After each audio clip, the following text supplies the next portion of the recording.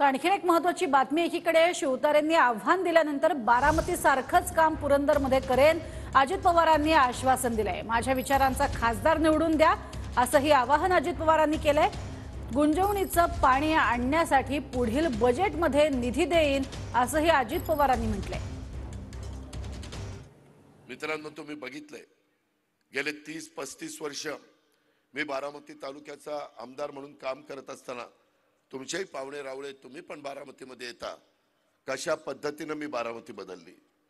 मी आज पुरंदरवासियांना सांगू इच्छितो, तुम्ही माझ्या विचाराचा खासदार निवडून द्या।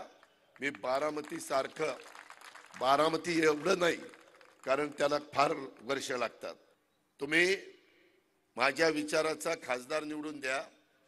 मी उद्याच्या बजेटमध्ये 10 जूनला पुढं आमचं अधिवेशन आहे, गुंजवणीचं जे उपसा सिंचन योजनेचं पाणी आहे ते पाणी आणण्याच्या करता मी जे काही निधी लागेल तो निधी त्या ठिकाणी देईल आणि ताबडतोब काम वॉर फुटिंगवर सुरू त्या ठिकाणी करेन।